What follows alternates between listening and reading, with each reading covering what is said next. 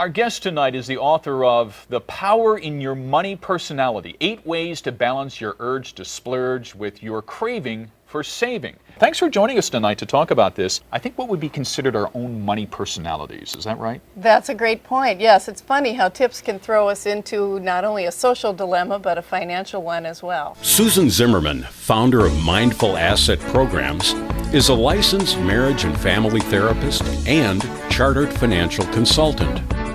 Her programs blend psychology and finance, propelling prosperity to new and lasting heights. It's great to be here. Today I'm going to be talking about strengthening client trust. And I want to remind all of us, STAR is a really helpful acronym for the definition of trust, because trust means a firm belief in the strength, truth, and reliability of a person. So if we put ourselves in our client's shoes, that's what we're hoping they see when they're communicating with us. Susan's presentation was great. I really enjoyed her coaching us through questions and how to ask questions to get to the information we need to get to. Did a great job. It was great. Yeah, Susan was fantastic. Yeah, I really like the way she connects with her clients, of their clients' money concerns. Is pretty cool. Do you ever feel like when you're faced with spending decisions or even savings decisions, you're fighting yourself? Yes, I do. All right. And how do you typically go about thinking through and resolving that? I buy what I want to buy when I want to buy it. Okay.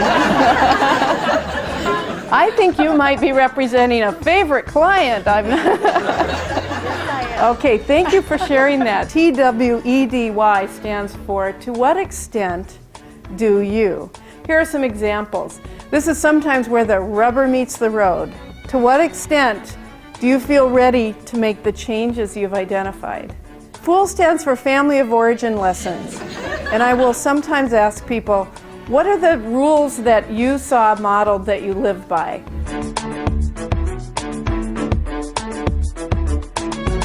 Louisa, thanks for volunteering. Come on up. All right, so that's why simplicity matters to you, because what we all have money motives, and none are superior or inferior or more right or more wrong than the others. And in fact, we all have some degree of all of them. I was one of those that filled out the online thing, and it works. Hey, all right, it works. I just resonated with where she was coming from. It helps me a lot. Susan's one of the best communicators that I've ever known. She has just a way with words that I've never found in anyone else. I thought she was great. I loved her. And I want her to come back and do more with us because she's pretty amazing. And I got a book, so that was really cool. We have a lot of marriage therapists here. She owned a clinic. She said that are counseling couples who are fighting about money. Would you be willing to meet with some of these couples? Now, I thought, what a great opportunity. And I felt fairly strong in the moment on the phone until that very first couple entered my office. And then we went into the conference room where they proceeded to sit on opposite ends of a long conference table. Now you can kind of picture, I bet, where that put me, right in the middle. And what happened next, at least for a couple of minutes, was what I would have to label battling and tattling. How do you handle it when we have client couples where their patterns are really the polar opposite? Would you say it's true that you had some expectations in your head about how money would work in your relationship? I thought it was fantastic. It was really useful to kind of see the role plays and things like that. I thought it was great. Hearing it was like, wow, this is great stuff. This is what we got to do. I like the magic bullets at the end. That was helpful. And in fact, I tried to memorize a few of those things. I learned that money personality is very important, and it does work. I grew up in what I call a comically quiet family. We had quite a bumper crop of quiet people with 5 kids coming out of this.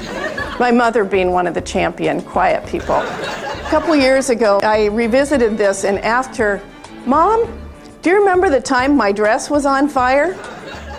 And she said, yes. So being uneasy was okay, but it was important to revisit this and recognize that that hole needed a good patch. Fabulous. Yeah, excellent. Great opportunity for us to be able to communicate better with our clients and open new doors. She's a great speaker. And so it's really revealing when you take a look at that information to have a little aha moment. Because if we are fired up about what we're going to speak about, and we can't find a way to be fired up about marketing what we're speaking about, we're just going to be all fired up with no place to speak. With the patch, I like to do the Gem Light version sometimes. Stop preventing and start reinventing. And next time you're on fire, make some damn noise. It takes heart to find the holes or the missing pieces in our business. But when you find it, you might just discover you're better than before. And that's a patch worth burning into your heart and taking into your business.